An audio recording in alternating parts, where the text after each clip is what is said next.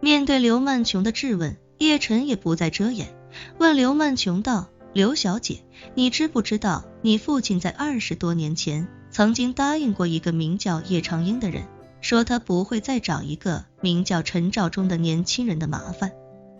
但是在那之后没多久，叶长英因为意外离世，你父亲就立刻违背了承诺，以至于陈兆忠在唐人街隐藏了20多年。刘曼琼整个人瞪大眼睛，一脸不可置信地看着叶晨，问他：你跟他们2个人是什么关系？叶晨淡淡道：叶长英是我的父亲，而陈兆忠是我父亲的朋友。刘曼琼听到这个消息，只感觉头皮瞬间炸开，她双眼紧紧盯着叶晨，哽咽道：也就是说，你来港岛住进我们家，根本就不是来跟我父亲谈什么合作的，你是处心积虑接近我们一家人，伺机向我父亲寻仇报复的。说着，他眼眶瞬间一红，眼泪也忍不住夺眶而出，轻声问道：所以从我们第一次见面到今天中午分开之前，你都只是在演戏而已，对吗？叶晨忽然被刘曼琼凄凉的眼神盯得有些没底，他下意识解释道：我是在演戏不假，但我只是在刘家辉面前演戏。刘曼琼噙着泪质问道：你在我面前的时候，难道就不是在演戏吗？如果你不是在演戏，为什么要隐藏自己的真实身份以及真实用意？叶晨看了看身边的陈兆忠，淡淡道：我之所以隐藏身份和用意，就是要等今天替钟叔讨回一个公道。你应该知道，你父亲为了要钟叔的命，都做了多少努力，我如果不来的话，钟叔可能出这个机场大门就被人暗杀了。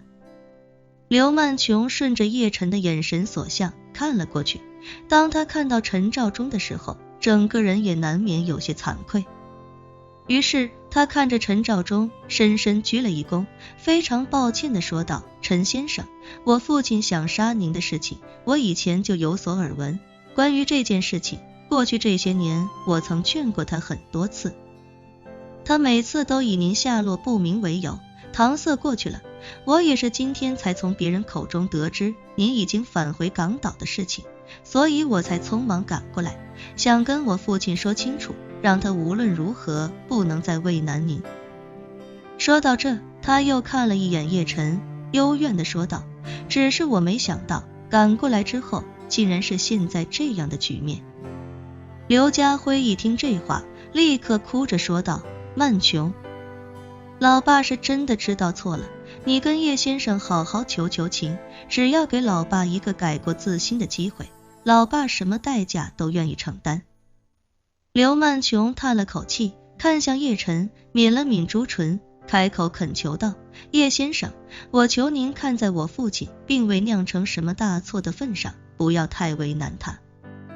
说着，刘曼琼看了看刘家辉，又道：我父亲这个人虽然行事风格不太端正，在外面的人品也谈不上好，但他毕竟也一把年纪了，而且我这个做女儿的很了解他的为人，他虽算不上好人，但也算不上恶人，与洪元山那种真正的恶人相比，他无非就是心胸狭窄了一些，唯利是图了一些，但他从未真正意义上残害过别人的生命。这次陈先生的事情，也幸亏有您出马，没让我父亲酿成大错。刘家辉没想到自己在女儿眼里竟然是这样的一种形象，不过他自己心里也很清楚，女儿说的句句属实，自己不算好人，也没做过什么善事，甚至行事风格还有些猥琐，但是自己也算不上什么十恶不赦的坏人，自己这辈子没杀过人，也没让别人替自己杀过人，唯一想杀的就是陈兆忠，结果也没杀成。于是他再度跪到叶晨面前，哀求道：叶先生，曼琼说的对，我这个人真没做过什么伤天害理的坏事，就算我再不济，也罪不至死，求您饶我一条狗命，您要的钱，我一定一分不少的给您。这时候刘曼琼也忽然跪了下去，低着头开口道：叶先生，钱财都是身外之物，只要您能给我父亲一个改过自新的机会，再多的钱我们也不会犹豫。叶晨没想到刘曼琼竟然也会下跪，于是连忙伸出手去，想将她搀起。但刘曼琼却一边抗拒，一边面无表情地说道：叶先生，您如果不答应，我就不起来。如果您真要我父亲的命，那就请把我也一起杀了。叶晨看着刘曼琼那带着幽怨的眼神，心里一下子有些抽痛，于是他忍不住轻叹一声，看着刘家辉冷声道：刘先生，你养了个好女儿。说着他看向陈肇中，开口问道：钟叔，您觉得这件事应当如何解决？陈肇中王恭敬道：回叶少爷，在下只想安安稳稳回到家中与家人团聚，其他的都不重要。说着他怕自己表达的不够清楚，又对叶晨说道：叶先生，只要刘先生能收回案花，在下不想追究其他。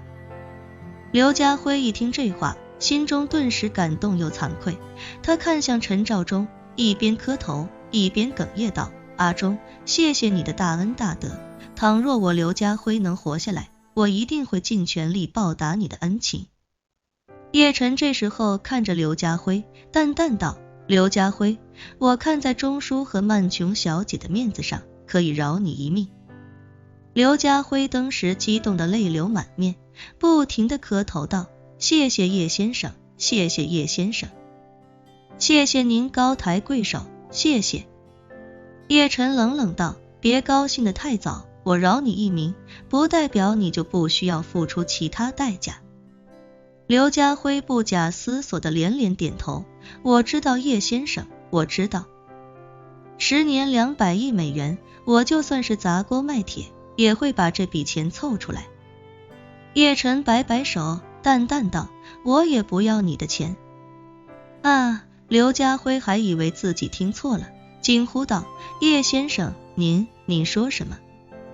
叶晨冷声道：不要怀疑自己，你没听错，我不要你的钱。那刘家辉一下子又紧张起来，叶晨不要我的命，不要我的钱，那究竟要我付出怎样的代价？难道要我的腿和胳膊，亦或者让我高位截瘫在床上躺到死？就在刘家辉忐忑不安的时候，叶晨看向陈肇中，一字一句道：刘家辉，你想让我放过你，我接下来说的几件事，你给我听好，只要你能做到，我就可以放你一马。刘家辉不假思索的点头如捣蒜：叶先生，别说几件事，就是几百件事我也答应。